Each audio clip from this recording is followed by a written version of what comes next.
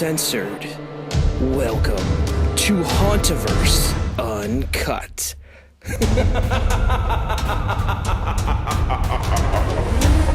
Hello, Scare Warriors, and welcome to Hauntoverse Uncut. I am, of course, Andrew Barczyk, joined once again by my very good friend and Scare Warrior, Mr. Brian Bass himself. Brian, how is it going this lovely evening? Oh, yeah, it's good. I'm sad. It's over. Haunt is coming past. We're halfway through November. But honestly, it's still, Halloween Horror Nights just wrapped up last weekend. But I'm so satisfied. It's actually a pretty okay moment right now. So how about yourself? Are you having any of the blues yet, or is it going to take another month to set in? I'll tell you what, I probably had the best haunt season I've ever had. Every single weekend, I was either at a haunt or doing something haunt-like, like building my own haunted house. So every single weekend, I was doing something, which is unprecedented ever for me in the history of haunts. So I can't say anything bad about this season and how it went, because it was near perfect with what I got to do. But tonight, I think awesome. we're gonna talk about some of these little things that we got to do, and you went to two of the most famous local haunts in the world. Now this may shock a few listeners out there, but I was actually dragged to a local haunt. Brace yourself. You know how I feel about local haunts. I'm usually not a connoisseur. I do. But as you can see the T-shirt, I indeed went to Scream-a-Geddon down in Tampa. Sir. So we're going to talk about that a little bit. And then I'm also going to talk a little bit about two other haunts I did. I know it's been a lot. A little ValleyScare up in Minnesota. And then also, I didn't even mention this to you, but Fables Fright nights at Santa's Village. I had the opportunity to go there. I was wondering about that. I've been waiting with anticipation to hear about that. So you hit it hard, man. You took the haunt season and you're like, let's go, man. Let's do it all. Let's several states, built your own, which looked amazing, by the way. I don't know if you're gonna put a video up for them to see or if you'll have it on the website, but it turned out great. So I enjoyed the hell out of that too. And it was an amazing experience. The kids did a great job with it. If you don't know what we're talking about, every year at my high school, we do a haunted house. This year's theme was Escape from Arkham.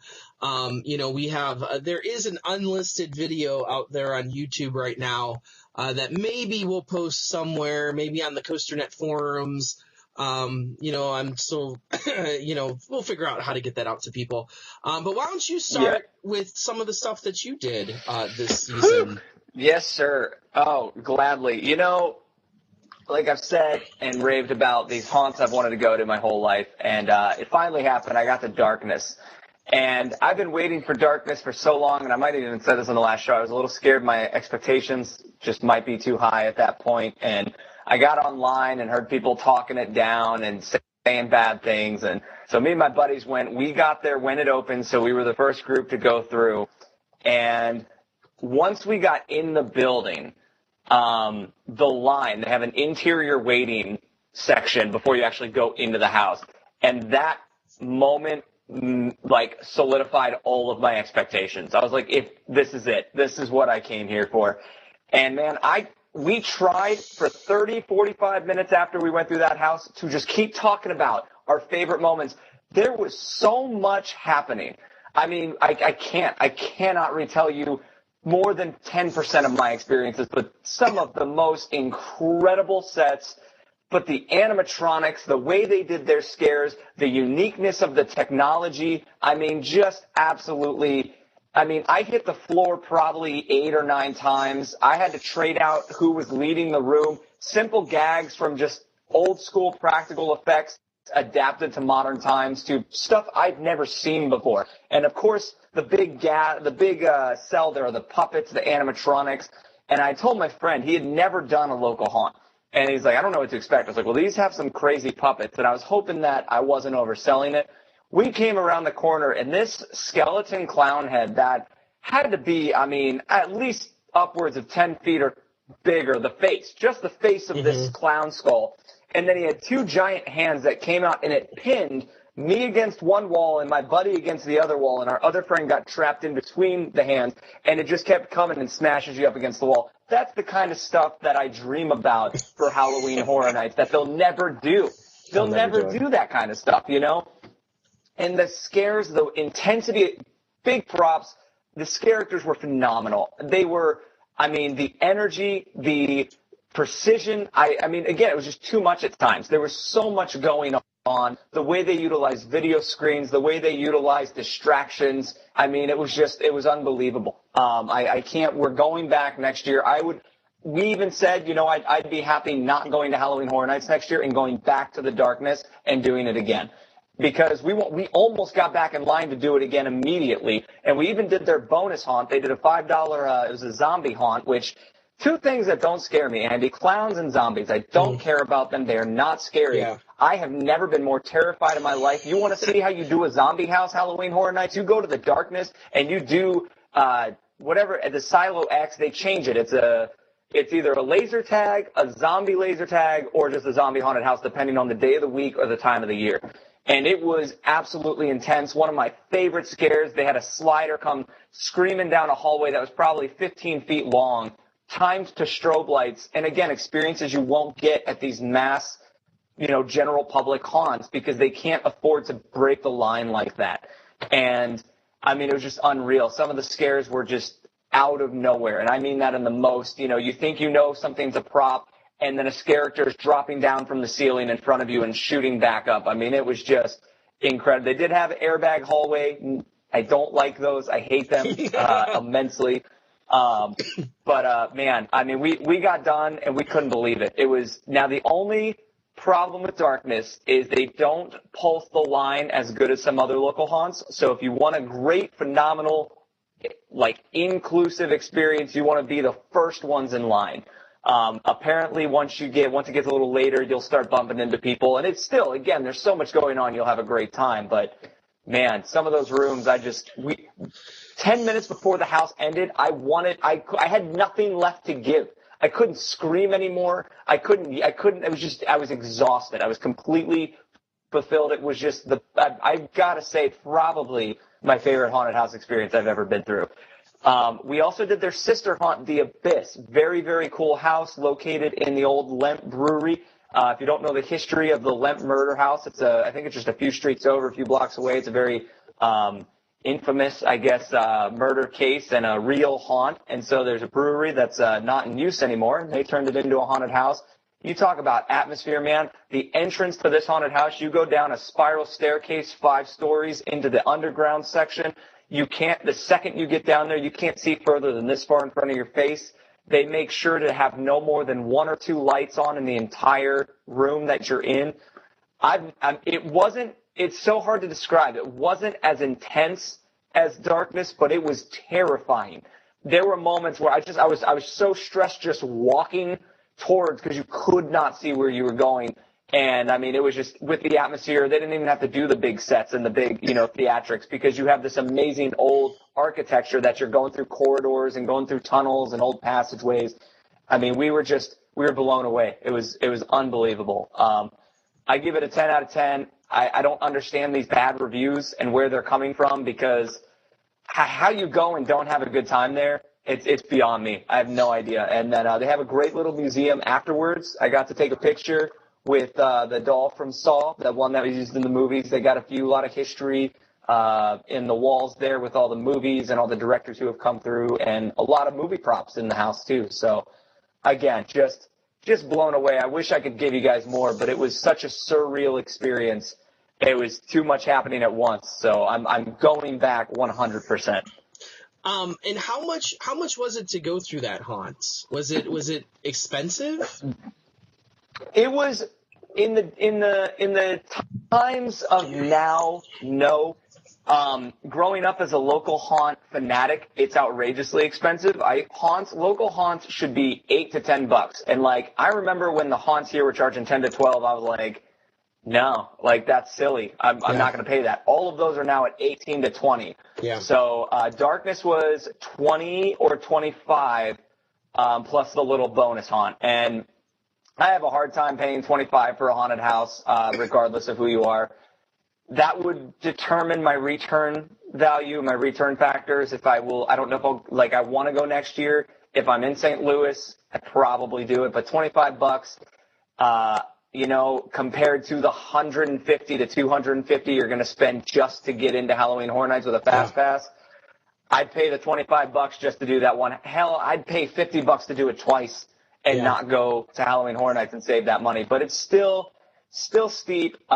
They try to offer combo tickets for all their locations. I don't think it's where it needs to be because we didn't do them.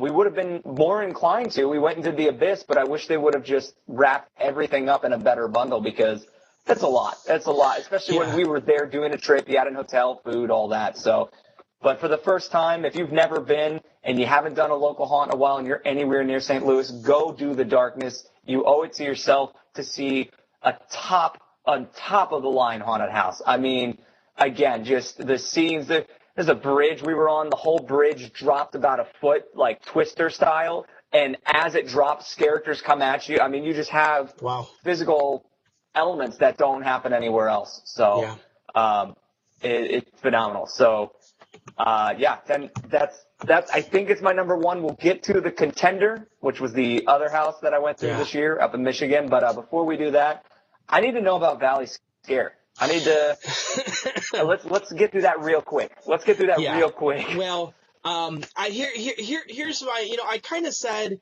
when we left off at the last show, I was supposed to be going to Horror Nights. The hurricane did knock out my trip. A hurricane came and devastation reigned. Sorry, I went into Hamilton there. Yeah, that's right. The cliffhanger. We didn't know what was going to happen, and I think you still didn't know the day before.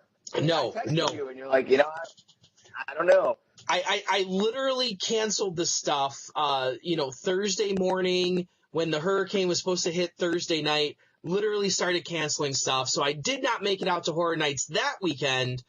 Instead, I went out to ValleyScare, which I was kind of planning to go at the end of the season of ValleyScare. So I kind of flip-flopped them. Where Halloween weekend, I did Horror Nights, and then ValleyScare, I did Columbus Day weekend. So just in a box, I think ValleyScare, not at the level of, say like a Scarowinds. We've been getting a lot of great thank yous for our last show on YouTube from some of the actors down at Scarowinds. And let me tell you, don't thank us, thank you, because you guys are the ones that did a great job there, for sure. But ValleyScare, you sold me on it. I'm going next year. Yes. I need to see that event. Yes, I think it's one of those that you have to do, at least once, if not every year. But ValleyScare, your typical Cedar Fair haunts, okay? Nothing whole lot of different here. There's a few unique things I want to talk about. I did get the opportunity to do the skeleton key rooms. A little bit more interesting stuff happened in there. So we started off with the Chateau, which I think might be their best house.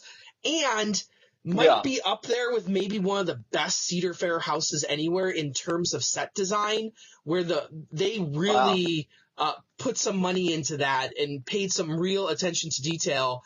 I won't say it's HHN quality, and I won't say it's Howl-O-Scream quality, but maybe one of the bad Howl-O-Scream houses that they just kind of throw together. Like I'm thinking of Unearthed. Like, Unearthed is impressive, but not super impressive. This is kind of like along those lines, that where for a Cedar Fair house, definitely impressive. It's your typical vampire story.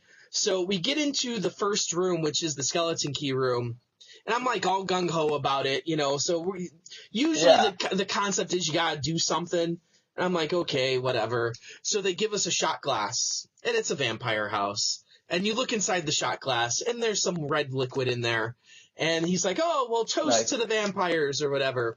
So we toast, and I'm not thinking anything of it, right? Like, I'm thinking that this is going to be like just sugar water or something.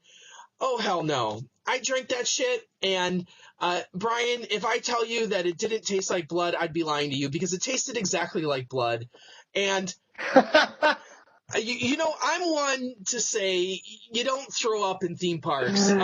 But this was almost, there was a few times walking through the house because it's like you toast yourself, you drink it, and you walk out the room into like the actual haunted house. There were a few times that I wanted to throw up that whole time. I'm like, thinking about it right now makes me want to throw up, and I'm not doing too well. That is, respect to the top right there for that. Kudos to them, because I'm a big advocate in life. I don't like when a premise is set up, people try to call the bluff of the premise, whatever that may be. Point in case, the skeleton key room, you're in, you want them to exceed what you think is going to happen, but you, for the most part, and the greatest moments are when they do it. And that is like the most beautiful case. Okay, I'll go in here. I'll drink this fake blood. Oh my God, I'm drinking blood. Like, that is fantastic. Oh my gosh. I would have given so much to be there for that moment. Oh my God. The nice part was at least they let you keep the shot glass. So it was a nice little shot glass that had had awesome. The chateau on it. So it was kind of cool. The rest of the houses, your standard Cedar Fair stuff. You have your zombie high schools, your your just general stuff. But there was a few standouts. One standout to me was there. It was this. Now I had talked about before the Dino Slaughter scare zone. Yes, so that's what I was. I believe you said. It will either, you want to do it because it's either going to be amazing or horrible. Yes. And it was where did we land? It was beyond horrible. Literally, I'm offended they even put it on the map because there's not as, it's literally it's dinosaurs alive in the somewhat dark because they have huge floodlights set up. So it's not really super dark because there's huge floodlights set up. There's not a single scare actor in the whole area. You're just it's basically an exit to their humane habitat. Their inhumane habitat, which now in fairness, that haunted house, the Inhumane Habitat, is actually one of their better haunted houses. It's kind of like this quasi-Jurassic Park concept where they're doing genetic experimentation, on these different animals and test subjects. And you kind of walk through it and they have like the Jurassic Park, fencing going on, and you get that very Jurassic Park feel. So I love the hell out of that haunt. No question. And even better was the Skeleton Key Room. Now, I don't get scared by a lot. And I'll be honest, this season, if one thing it was taught to me this season, I've almost become immune to a lot of the haunted house typical scares. But there is still a few things that get me. One, being lost, and two, being in the dark. I don't like either of those things. And this Skeleton Key Room was completely, it was a maze in the dark. So, that's it. That's it. That's so what you need. I said, screw this. So we're going through it. It's like a short maze. There's only like a few turns in it, but you got to feel your way through and stuff. And as you go through, like strobe lights go off. They got big air cannons that shoot at you. They got those firecracker startle scares. And then at the end, there's a single scare actor, and we walk through this door. And the scare actor kind of like follows us in, and we're in this room of monitors. And like, now you know how haunts are sometimes, and you're kind of like, am I supposed to be here? Did I end up in the wrong place? I've done that before. I've walked out the emergency exits. Yep. Like, absolutely done that. So I don't know if I'm where I am supposed to be. And the scare actor's like just standing there, and I'm like, are we supposed to be here? He's like, yeah, just hold on. And I'm watching these monitors, and I realize that it's closed caption television of what's going on inside the haunt. And on top of that, there is a control panel in front of me, okay? And he's like, hit the buttons when I tell you to hit them. He's like, okay, hit button 1. And I hit it, and like the air cannon goes off. So I got to actually control the scares in the haunt for the next group. Amazing. Oh my God. It was amazing. Like, by far worth every penny. It was like $45 to do the Skeleton Key rooms. Just being able to do that was worth every penny of it. It was super, super awesome. Oh my gosh. I talked to a guy about that. He's like, oh, I wish, that'd be fun if you had a room where you could scare other people. Yes. And Halloween Hornets has done similar things like that, where you had like the Penn and Teller house. There was a room where things were happening, and then around the corner you could hit the buttons and make it happen. Yeah. It was very quick. But to have like that isolated of an experience in the control panel, I mean, that's an attraction in itself, Yes. I would pay to do that again and again. Seriously, because that makes me so happy to hear. Because literally there is only one group going through the house at a time. So there's one group going through. In theory, there's one group at the end pushing the buttons, because some groups just get so scared they just run out and they don't know what the hell's going on. So literally you have at least 4 or 5 buttons that you get to push whenever you want. And it was freaking awesome. That was amazing.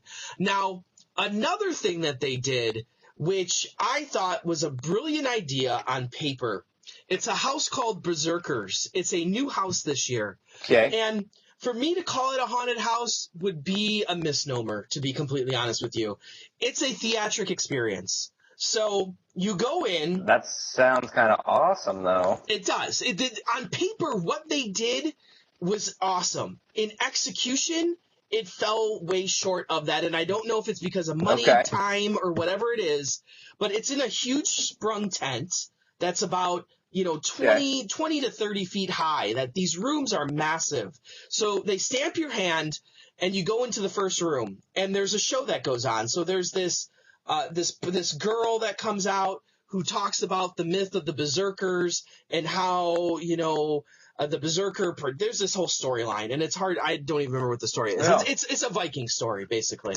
So, so you have about 30 to 50 people in this room, and they split up half and half. One goes to the right, one goes to the left, based on a hand stamp that you got earlier in the day. So the black lights come on, and it reveals what side you should go on. Pretty cool. That's cool. That's cool. So then you go into the next room, and the girl comes back, continues the story, and she asks for a volunteer from the audience, and this audience person comes up there. Presumably this girl is a plant, this audience member, and they through theatrical lighting and the old switcheroo, they turn her into this big minotaur-looking berserker thing. Awesome. Costume, kind of cool, not super cool, Okay. Enough. Yeah. So then you move into the next room. So you're physically moving with this group of people of about 20 people, room to room. So you've been in, this is now your third room you're going into, and the berserkers start chasing each other, and they're like scaring people inside this room, and there's like these big like poles set up that they can go around you, but the story's still going on. And then you go into the last room that the girl comes back from the beginning, she tells you the end of the story, and this big puppet comes out from behind you and scares you. And that's the whole haunted house. Awesome. Which, now keep in mind that the line for this, now I had the fright lane, so I waited all of 0 minutes for it. So I felt like I was fulfilled. But the line outside was at least an hour and a half long. And if I waited an hour and a half for a 90-minute house that I felt could have been so much better. Like, I love this theory of having a haunted house and having a theatrical story, but integrating scares. It was just not executed well. Like, I don't feel. How long was the experience inside? Maybe 5 to 10 minutes. Maybe. Like, it's not. Like, granted, if you think of, like, other houses, like, you're probably going to walk through them pretty quickly. They spent a lot of money on the sets, on the theatrical lighting, on the costumes. It just felt so short. And I feel that it felt so short because they split the group up into two. So, in theory, all the rooms are mirrored, so they're doubling all that money as you go through. You're doing the same thing. Yeah. So, I don't know, but I know a lot of people walking out of it were not very happy with it. I think there's a lot of opportunity there. I love the idea of telling a real story inside of a haunted house. I think Halloween Horror Nights Hollywood does a pretty good job with that. With the This Is the End haunted house, where they're telling you the bits and pieces of the story as you go through. I just think there's a lot of opportunity, but it just fell flat on its face. Everything was so cool. I gotta respect them for trying though, because that sounds awesome. There's a lot of interactive theater happening around the country right now, and parks trying to get on it and haunts trying to get on it is definitely a good thing. So hopefully they can really rein it in and find that sweet spot. And the other problem with it was I didn't feel like it was very haunty. It was very cool, where all the people outside had really cool Viking costumes on, very authentic. It was like an authentic Viking story, but I don't know if it was a real haunt story either. It was kind of like they had the big monsters, but was it scary? I don't know. It was just really weird. I think there's a lot, it was a good prototype, I think. And if you expand on it and make it better, that's something that I would really love. But I just think that as is, it's kind of like, I wouldn't wait for that. Yeah, don't wait a while for it. So in general, I think ValleyScare, pretty nice haunt. I'm not, it's your typical Cedar Fair fare. There's a lot of great stuff going on there. I didn't touch even the other Skeleton Key rooms and the other houses, but in general, I think it's fun. The scare zones were a little light. They had people in them, but they were kind of small, kind of dark. And I wasn't too huge on it. But in general, I would say a pretty fun time. If you're in the area, do it. I don't know if it's worth an extra trip. I don't know if it's worth a special trip. I probably won't go back to it, to be honest. Yeah. So on to your next haunts. That's good to know. Because you get caught up in the big haunts, you got to at least try them out. You'll never know. Absolutely. So at least it sounds like you got some takeaways. At least, if nothing else, the Bloodshot story is pretty awesome. I love it. So the point of It's Not a Haunted House transitions me to the next haunt that I did later in the month of October was Erebus in Michigan, Pontiac, Michigan. And this was a last minute thing in terms of this year. I didn't even know. It was like a month out we found out we were going, and I was like, I'm going to Erebus. We literally landed at the airport. My wife and daughter got in one car with one of the family members and went home. I got in the other with her uncle, and we went straight downtown. Talk about an atmosphere and a welcoming statement. First off, when we landed, which I think we were like 35, 40 minutes away, I could already see the spotlights from Erebus, like wherever we were going. We show up. I mean, they've decked the building out. It is an exciting atmosphere. If you're listening, if you're going, do the reservation ticket online. They have such a good system. Every haunted house needs to go to this. They have a standby line. They have a reservation time line. I've always said this, haunted houses should be more like escape games where you get a reservation time so you can have a more isolated experience. I know that's hard to do with all the people they get. So what Erebus has done is you can either buy your ticket when you get there or you pick a time. There's a line to the right that goes all the way, wraps around the building, goes downtown, probably an hour and a half wait. Or there's a 15-person line, and they only let you in if you're in the 30-minute increment of the time. So we were 9 p.m. It was 8:50. They're like, all right, come on in. The line's short enough. And so they try to, and if there was 9:30s, they wouldn't let them in yet. We waited maybe 8 minutes outside, and then we were into the inside waiting period. Erebus has been on my list, not because it's the scariest, and this was my biggest debate. We have Darkness and Erebus. Where do they land? Which one's number one? And it's so hard to compare them because they're so different in terms of pacing and the way they do things. Darkness, in your face, just intensity, props, all this crazy stuff always happening, colorful, sensory overload is essentially Darkness.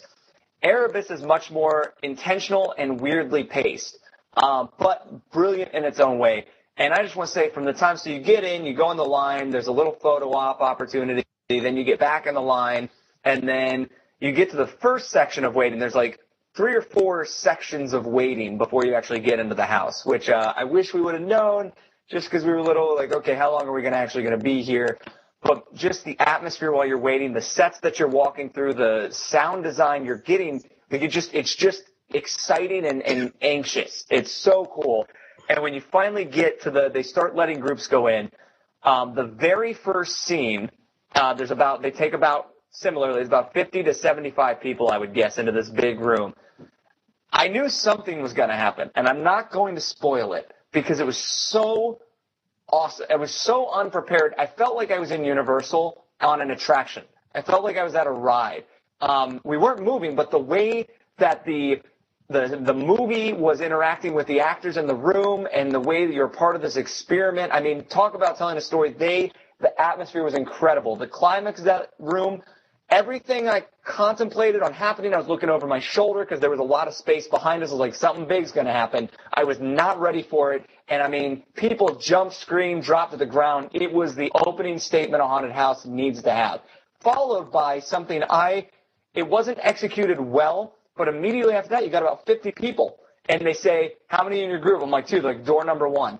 Then you go down, and there's like 6 doors, and they break your group up, and it's again like an amusement park attraction, and it's just like, in my head, this is what I dreamed of. Like, you get split up, and you've got your own door to go through. Like, you don't know what's going to happen, and it's just so cool. Doors are opening, red lights go up, the people walk in, and it shuts, and you don't hear anything. Then another door opens, and they don't do it in any particular order. And you go into your door, and you go into your isolated room, just your group, things happen, door opens, you go into the haunt. And then from there, Erebus is known for their crazy props more so than the darkness because they do things pop out of coffins. They call it an obstacle course, and that's why it's hard. It wasn't as scary as darkness, but it was the most fun and crazy experience I've ever had inside a haunted house. Not the scariest, but the craziest, which is, again, there's a fine line, but you could go to darkness and not be, if you're like someone who doesn't get scared or doesn't really care about it, you'd go to darkness and be like, okay, this is pretty cool. You could go to Erebus and have a blast, even if you do not get scared or don't care, because some of the stuff they do in that house. Off the top of my head, the swamp scene. The swamp scene was one of the coolest freaking experiences, moments in a haunted house I've ever had, to the point where the guy walking behind me, who's a seasoned, semi-world famous rock climber, he's been in every precarious situation. He's climbed some of the hardest climbs you can do. He's not afraid of anything. He's not impressed by a whole lot. That's, he's done an extreme lifestyle. So he was like, I'll go. And he couldn't believe that. He was blown away by that scene. And he was yelling. He's like, how are you doing that? Because it looked like I was walking into the floor. Because you go in, they've created this swamp environment with about 6 different effects. And I mean, it was gorgeous. It was beautiful. And it went from really fun to not okay very quickly.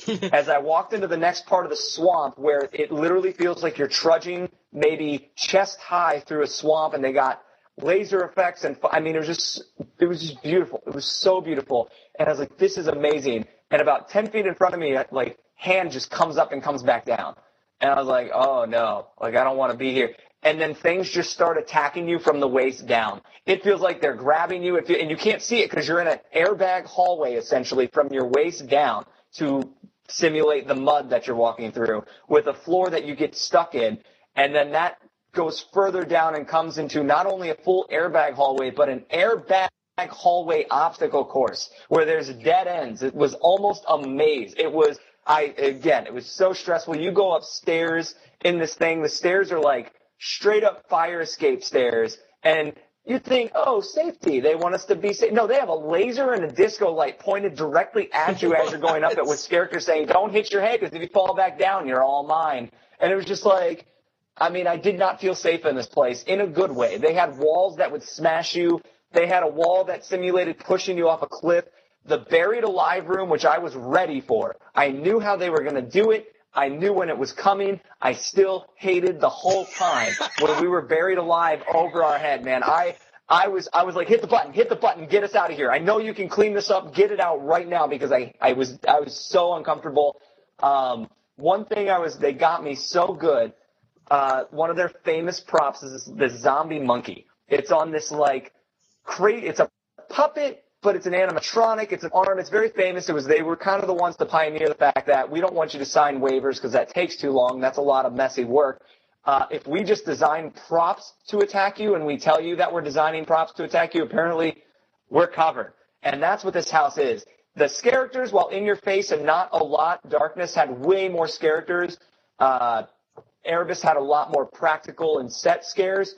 These things are relentless, and I knew the monkey was going to come, and it comes out, it grabs your legs, and either pushes you against the wall or pulls you back into his little cave. And I saw him come, and I looked at it, and I was like, oh, he didn't do it. And in typical haunted house fashion, where they know people are looking for the big scenes, they've redesigned it and put it somewhere else in the house. So they have one that's ready to go, and I watched everybody walk by him, and nothing ever happened. He never moved, because literally, 2 minutes later around a corner, there he was. And I mean, he grabs and just yanks, and you're gone. I mean, it is just, and the whole finale of the house was about 10 of those little things. And you're just running past trying to dodge them. The T-Rex head, one of the most infamous scares there, got me so good because I didn't know when it was coming. The full-size, Netherworld has one, the full-size fire truck bus breaking through a wall coming at you. I mean, just unbelievable stuff that I haven't seen pulled off anywhere else. And the one thing that they did over everybody else better, I think there were 3 or 4 times in the house where we were held and there was a miniature line. But in that miniature line, there was a show, and they were showing old horror movies, and they had a character coming up and being like, the next 4 people come up and get your sprint, just a way to break the lineup so you're not constantly on top of each other. And while the pacing is the only qualm I have with Erebus because it's very stop and go, quite a bit of dead space. Now you're traversing 4 floors in a warehouse. So to be fair, it's a lot of ground to cover. There were definitely some dead spots, but it almost builds the suspense in a way. And then to top it off, the meanest vortex I've ever seen in my life, Andy. You walk through, right? You get dizzy. You start to fall.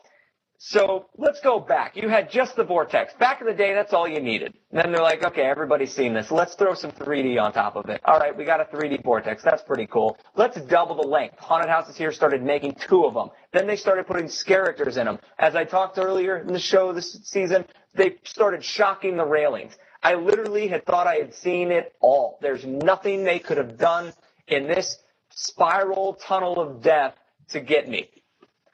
Well, they did, Andy. They did, and I almost went overboard. I almost went overboard into the tunnel and became just a permanent, wash cycle. We're walking, and he goes, this character who's in the tunnel with us, he goes, don't touch the rails. And I was like, okay, another one of these. I'm ready for it to shock. No. The bridge is on a hinge, and it drops about 45 degrees.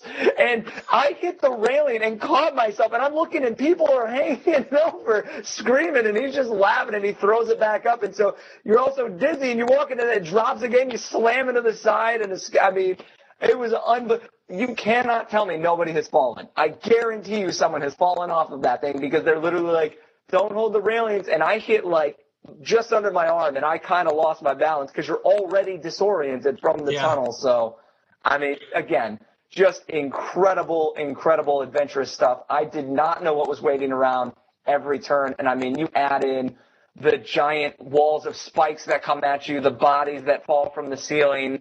I mean, just incredible stuff. That one I probably won't get back to because, well, unless family, if you're watching, I will come back and visit you guys. It probably was their first time up to the back part of Michigan. It'll be a while before I'm back, but if you're anywhere near it, please go. They're doing some of the coolest things I've ever seen in a haunted house.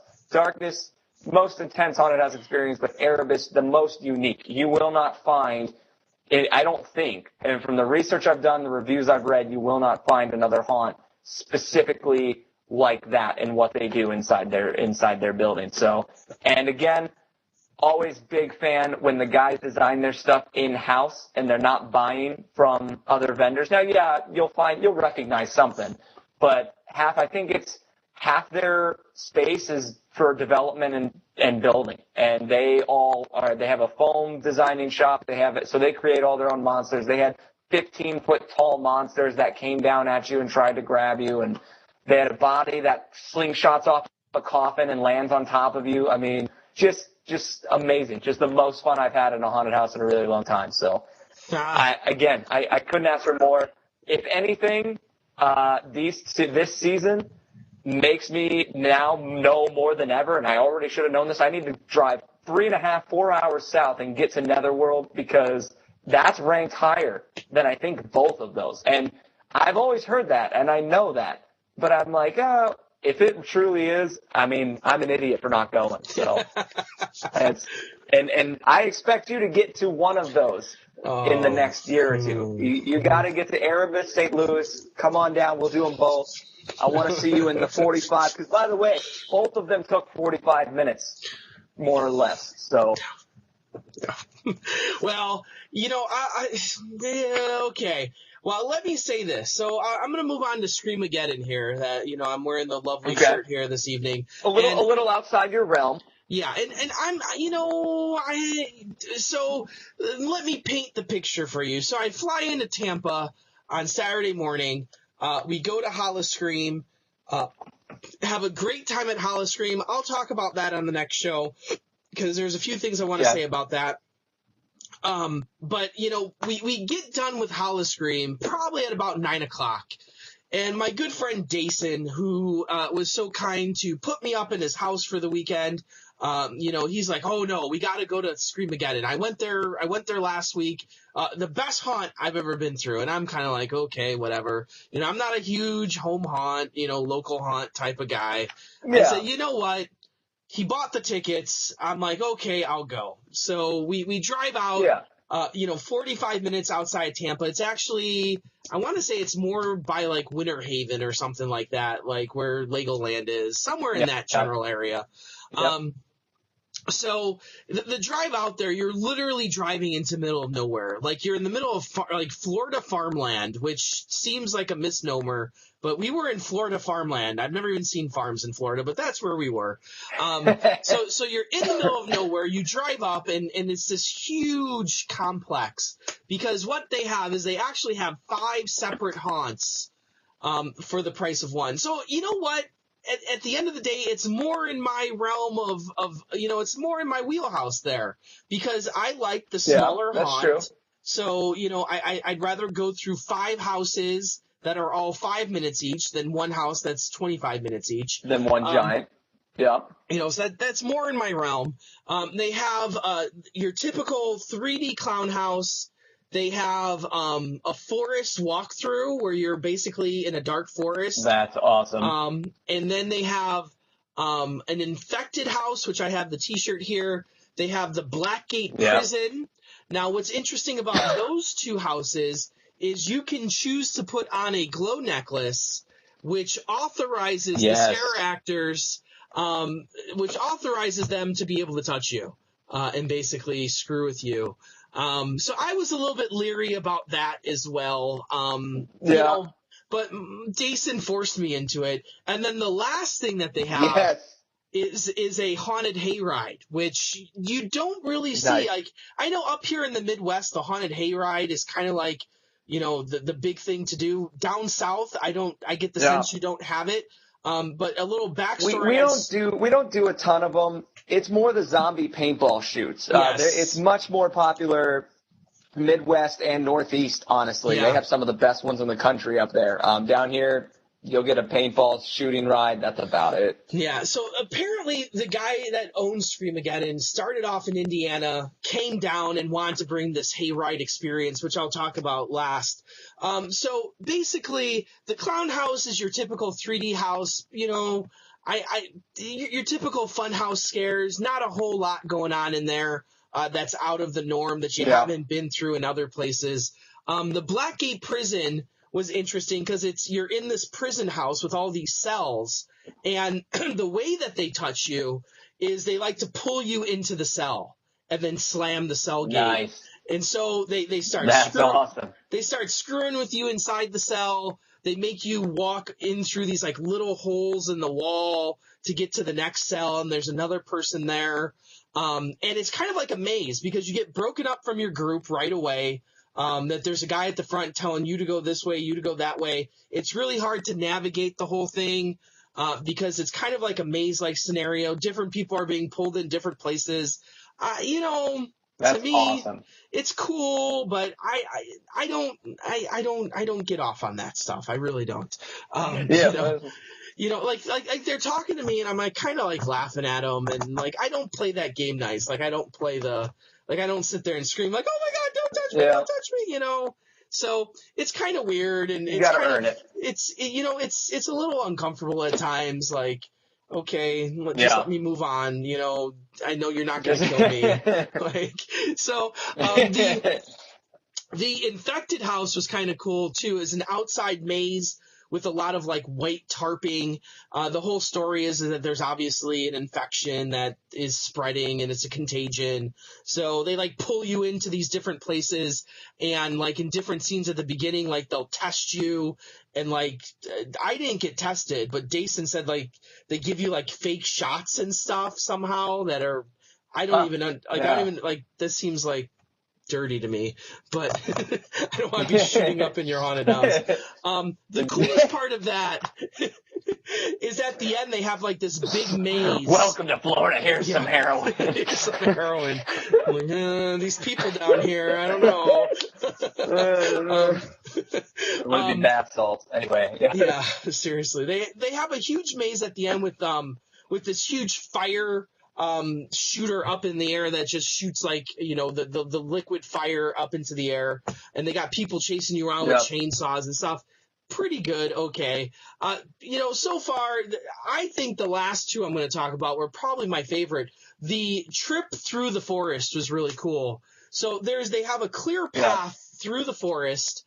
It's usually completely dark, besides that they have like those little individual candles in like glass jars. The LED ones, though, so they're always on. So they're like flickering, so you can kind of see your path. They give you one glow stick, like that's going to do anything. And then they have like individual. Let me eliminate the one. Exactly. I said, Dason, I said, you do understand that glow stick is not for you to illuminate the way, but rather for the scare actors to know that you're coming. Let's be honest here. Yeah, absolutely. Yeah. Just this will help you get through. Yeah.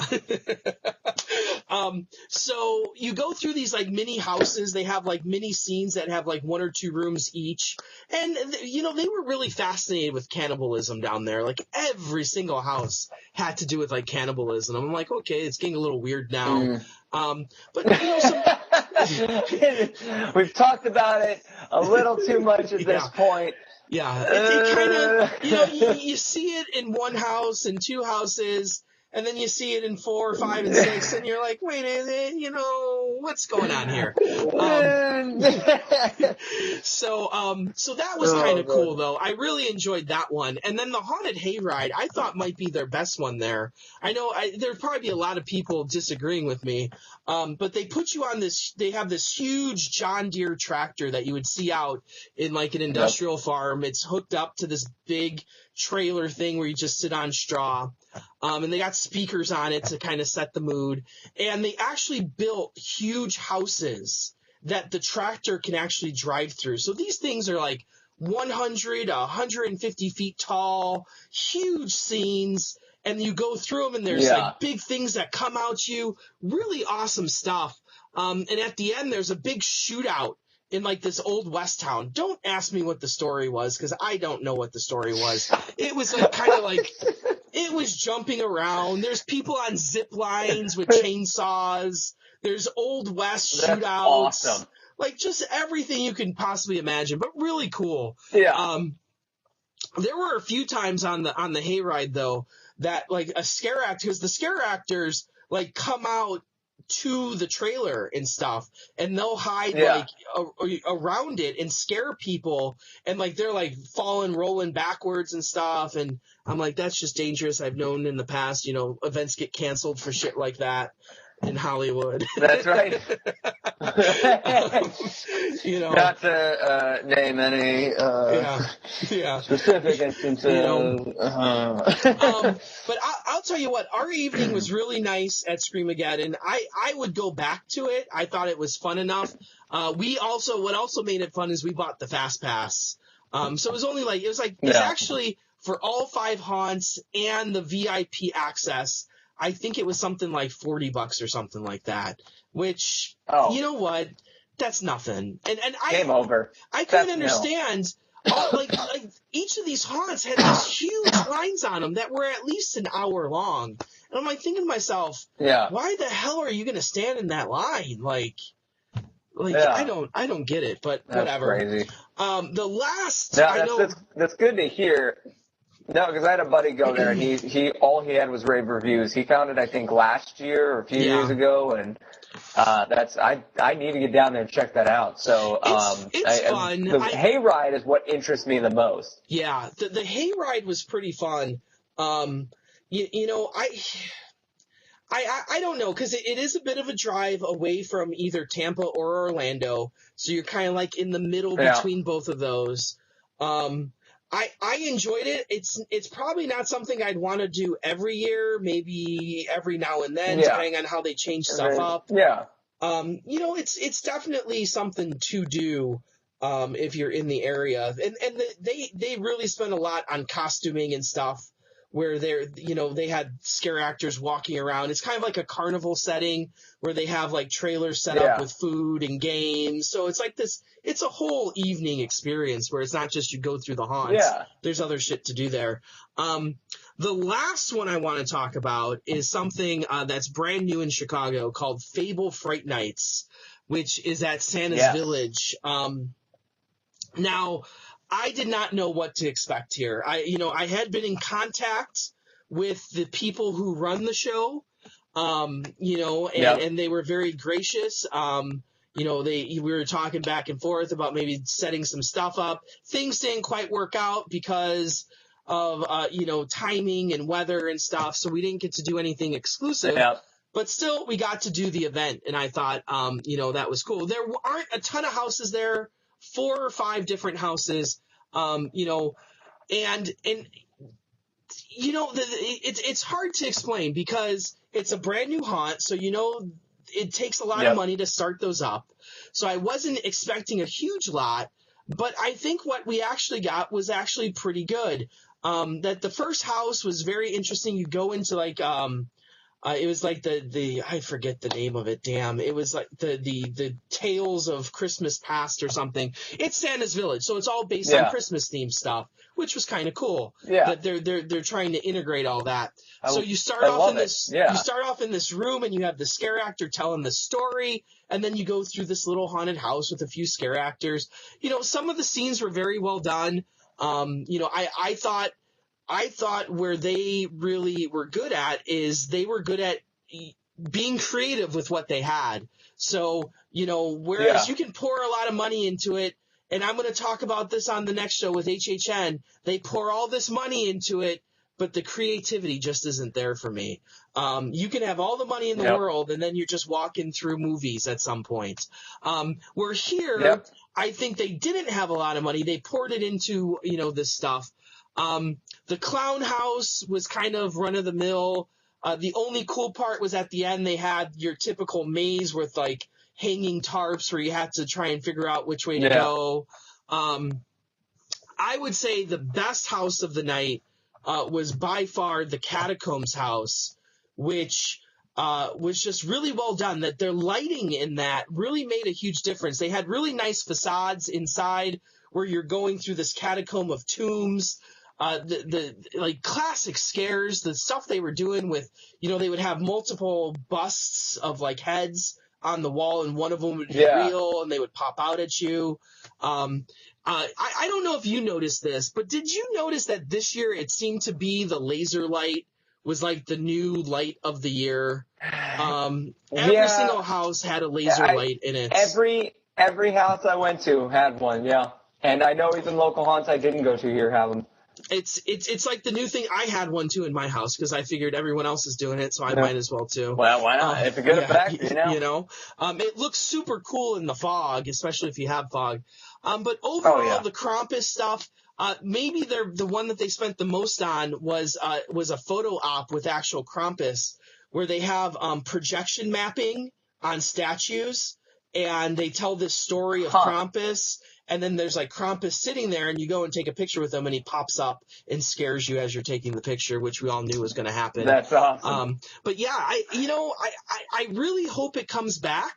I was really impressed with what they did the first year. I kind of get the sense that maybe they weren't doing so well because they start doing the Groupon thing, trying to, get more people to come out. So I'm kind of worried that it's not going to be back. Their scare zones were kind of light.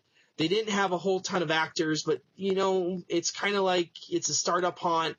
But I think there was a lot there to be proud of. And definitely a lot there that I hope that they can build on for next year, and hopefully they do come back for the next season, because I think it's something that I would do again. It is a little bit pricey that even I got a good deal on the sale that they ran the first weekend. It was only like $20 or $25, but if you're going up to the gate, it's like $40. I don't know if it was worth 40. Definitely worth 20 to 25. 40, yeah. But I thought it was fun. I thought it was fun overall, and I hope they come back. But that's all I have. I mean, it's good to hear that. It's good to hear that on a first year they have what sounds like a pretty good start. So yeah, it's they're never doing it before. Yeah, none of the houses are exceptionally long. It's the actors seemed really into it. One really disgusting story. I don't know if you're gonna like this one. But the one actress who is like an evil elf outside of the Krampus house, it's me, my sister, and my wife. We were the ones going through this. She looks at her and says, "Hey, can I have your gum?" And my sister's like, "No, you can't have my gum. It's my gum. I'm not giving it to you." So then she looks at me and she's like, "Can I have your gum?" And I'm like, "Fine, here, whatever." And she literally puts it in her mouth and starts chewing it. Oh, no. And then she takes out the wad of gum and shows it to us, and she says, "Oh yeah, 30 people have already given me their gum tonight." And I'm just I'm like, no, there's something wrong with that. There's something wrong with that. No. So that's the story I'll leave you with here this evening. I don't know about that one, man. No, that's you're telling me you didn't do that at Halloween Horror Nights? No, not in your roaming hordes? No. I did not directly make out with 30 individuals in a short evening. God. I did not do that. Just gross, right? I mean, shock factor, yeah, but the risk not worth the payoff. Maybe, I don't know. Here we are talking about it, and I'm freaking out. She can have that one. Character of the week, character of the year goes to Gum Girl. So. Oh, well, I think at least you're just willing. You're like, here you go. Yeah, have my gum. I don't care. I can tell you what's not going to happen. It's not going back in my mouth. So I can tell you that's not going to happen. I can tell you that's not happening. Oh man. And I was already sick that week, and I said, "You do understand you're going to get sick from this?" And she's like, "Oh, I'm dead already. I'm a dead elf." And I'm like, "Okay, well, you'll be a dead elf not working next weekend as well." Because there's no way. There's no way. I'm already a dead elf. Well, and you have the flu now, so. Yeah, so there you go. It really sucks to be you now. Oh my goodness! Well, just imagine her curled up like in a blanket on her couch on Monday. Yes. Worth it now. Yeah. I mean, kudos. Again, going back, calling the bluff. Dedication and calling the bluff. Like, okay, I'll call your bluff. Here's my gum. Oh my god. So, yeah. Oh yeah, classic. Well, I think on that note, I think we should end this evening. We talked about, what is it, five haunts here in one show. My goodness, we are flying through this. Had a lot to catch up on. That was a good season. Got one more to wrap it up on, though. We got the big one. We got the big one. We got Halloween Horror Nights, and that's going to be a big one. So I think I can't, and Yeah. I'm going to throw a little Howl-O-Scream in there too, by the way. So there's going to be a little That's Howl-O-Scream. good. So as always, I am Andy Robarczyk from Chicago, Illinois. And I'm Brian Bass from Nashville, Tennessee. And as always Always watching. Scare on, Scare Warriors. Ooh.